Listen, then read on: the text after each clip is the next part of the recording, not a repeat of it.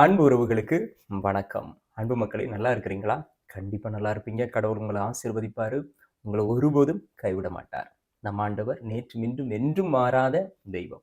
அன்பு மக்களே, உங்களுக்கு தெரியும், சனிக்கிழமை காணொளி நம்முடைய ஜெபங்களை ஏறெடுக்கக்கூடிய நேரம். உங்களுடைய ஜெபங்களை நான் ஞாயிற்றுக்கிழமை மாலை திருப்பலியில உங்களுக்காக நான் அந்த திருப்பலியை ஒப்புக் கொடுத்து ஜெபிப்பேன் அப்படிங்கிறது உங்களுக்கு தெரியும்.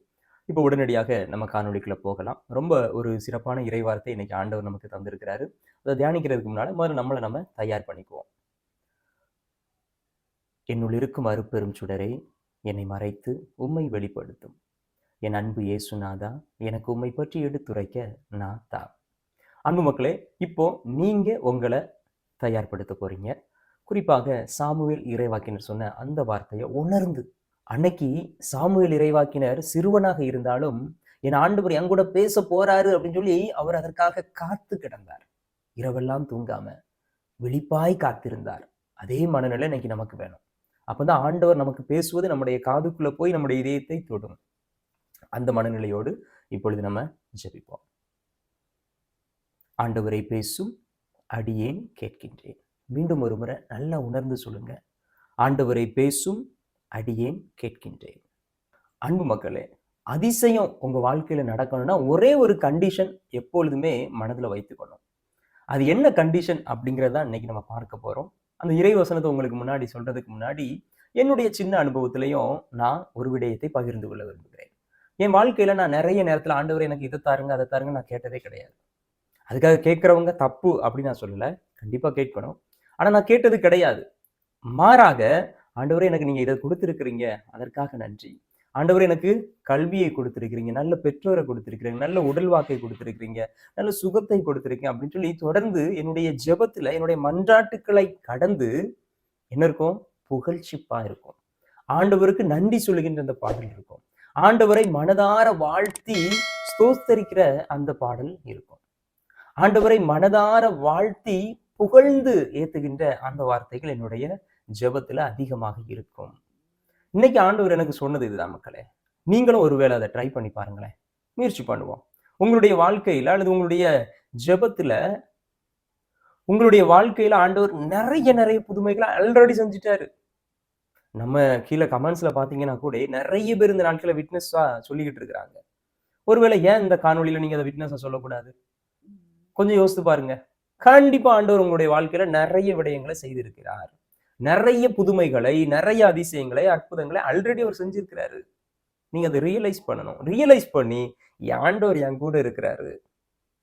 கடந்த காலத்துல இப்படிலாம் என்ன காத்து வந்தவர் இனியும் என்ன காத்து வழி நடத்துவாரு. கடந்த காலத்துல என்னைய எல்லாரும் கைவிட்டாலும் என் ஆண்டவர் இயேசு கிறிஸ்து என்னை கைவிடவில்லை. என் தகப்பன் என் கூடயே இருந்தாப்ல. எல்லாரும் என்னை விட்டுட்டு ஓடிட்டாங்க. ஆனா என் ஆண்டவர் என் கூடயே இருந்தாரு.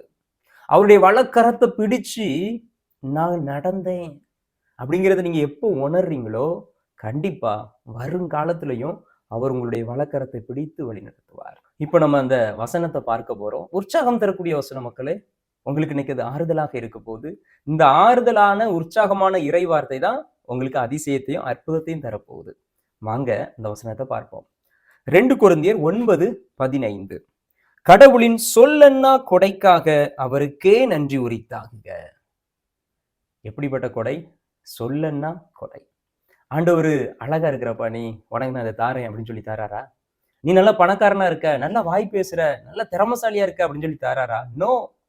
அவர் நம்ம வாழ்க்கையில கொடுத்த எல்லாமே கொடை, கிஃப்ட். அவர் இன்னைக்கு வாழ்க்கையே நமக்கு கொடையா கொடுத்திருக்கிறாரு. இந்த வாழ்க்கையில நம்ம இன்னைக்கு உயிர் வாழ்வது, உறங்குவது, உடுப்பது எல்லாமே நம்ம ஆண்டவர் இயேசு நமக்கு கொடுத்த கொடை. ஒருவேளை நீங்க நினைக்கலாம், நான் முதல்ல சொல்லும் பொழுது, ஃபாதர் என் வாழ்க்கையில எல்லாமே பிரச்சனை தான் ஃபாதர், என் வாழ்க்கையில எல்லாமே துன்பம் தான் ஃபாதர், எனக்கு எந்த எடுத்தாலும் தோல்விதான் ஃபாதர், எனக்கு ஆண்டவருக்கு நன்றி சொல்ல என்ன இருக்குதுன்னு சொல்லி. அன்பு மக்களே, இன்னைக்கு இந்த வார்த்தையை நீங்க கேட்குறீங்க அப்படின்னாவே அதுவே ஆண்டவர் நமக்கு செய்துக்கிற ஒரு பெரிய அதிசயம், ஒரு கொடை. அதனால இன்னைக்கு நீங்க ஆண்டவருக்கு நன்றி சொல்ல போறீங்க. இன்னைக்கு கமெண்ட்ஸ்ல எனக்கு தவிர்க்க முடியாத விண்ணப்பங்கள் இருக்குது அப்படிங்கிறவங்க மட்டும் அந்த கமெண்ட்ஸ்ல எழுதிட்டு, மீதி எல்லாரும் அன்பு மக்களே, நம்ம ஆண்டவரை ஏன் வாழ்த்தக்கூடாது? ஆண்டவரை ஏன் நம்ம புகழ்ந்தேற்றக்கூடாது? சரி, இப்போ முதல்ல நான் ஆண்டவருக்கு நன்றி சொல்ல விரும்புறேன். எதுக்கு தெரியுமா? ஆண்டவர் எனக்கு கொடுத்த அந்த குருத்துவ அழைத்தலுக்காக நன்றி சொல்றேன்.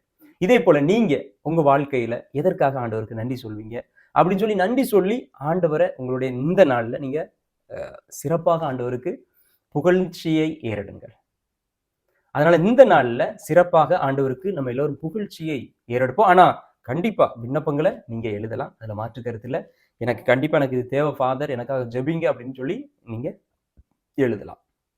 சரி, இப்போ நம்ம எல்லாரும் சேர்ந்த ஆண்டவருக்கு நன்றி சொல்லி ஒரு புகழ்ச்சியான ஒரு மன்றாட்டை ஏறெடுக்கலாமா? வாங்க, கண்களை மூடுவோம். எங்களை படைத்து பாதுகாத்து வழிநடத்தி கொண்டிருக்கிற எங்கள் அப்பா தந்தையே, நாங்கள் பிறந்த நொடி பொழுதிலிருந்து இன்று இந்த நொடி பொழுது வரை எவ்வளவு பிரச்சனைகள் துன்பங்கள் வந்தாலும் எங்களை பாதுகாத்து வழிநடத்தி கொண்டிருக்கிறீரே. எவ்வளவோ அவமானங்கள், எவ்வளவோ தோல்விகள், கூட இருந்தவர்கள் எல்லோரும் எங்களை விட்டு ஓடினாலும் ஒதுக்கினாலும் நீர் மட்டும் எங்களோடு இருந்து எங்களை வழிநடத்தி கொண்டிருக்கிறீரே. அப்பா, இந்த கொடைக்காக, இந்த அதிசயத்திற்காக, இந்த அற்புதத்திற்காக, உமது கிருபைக்காக உமக்கு நன்றி சொல்கின்றோம். நீர் எங்களுடைய வாழ்க்கையிலே எங்களுக்கு கொடுத்த அனைத்துமே ஈவு, கொடை, கிருபை. தகுதியில்லாத எங்களை நீர் ஒருவரே தாங்கி வழி நடத்தி கொண்டிருக்கிறீர் அப்பா. உமக்கு நன்றி. தொடர்ந்து எங்களை வழிநடத்தும். இதோ இந்த ஜெபத்திலே ஏறெடுத்து கொண்டு இருக்கிற ஒவ்வொரு பிள்ளைகளையும் நீர் ஆசீர்வதியும். இன்னும் ஆசீர்வாதம் எங்களுக்கு வேண்டும். உம்முடைய ஆசீர்வாதம், உம்முடைய உடனிருப்பு, உம்முடைய பிரசன்னம் எங்களுக்கு வேண்டும். எங்களுக்கு மட்டுமல்ல, எங்களுடைய குடும்பத்தில் உள்ள ஒவ்வொருவருக்கும் வேண்டும். இந்த ஜெபத்தை கேட்டுக்கொண்டிருக்கிற ஒவ்வொரு பிள்ளைகளையும் ஆசீர்வதியும், அவருடைய குடும்பத்தையும் நீர் ஆசீர்வதியும் தந்தையே.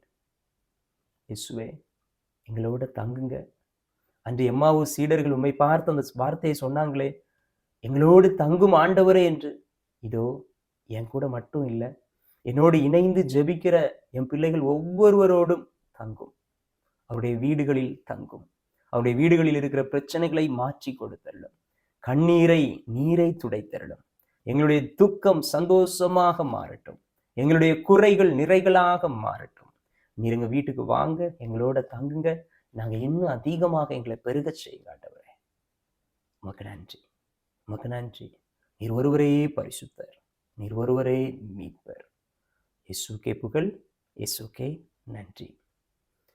அன்பு மக்களே, நம் ஆண்டவர் நம்மோடு இருக்கிறார், உங்களோடு இருக்கிறார் அப்படிங்கிறத ஒரு பொழுதும் நீங்க ஃபீல் பண்ணாம இருக்காதுங்க. ஃபீல் பண்ணுங்க. My Jesus is with me அப்படிங்கிறத உணருங்க. கோலியாத்து அப்பா வந்தாலுமே நம்ம அடிச்சு தூக்கி போட்டு போய்கிட்டே இருக்கலாம். தாவீதுக்கு கொடுத்த அதே ஆற்றலை ஆண்டவர் உங்களுக்கும் தருவாராக. God bless you.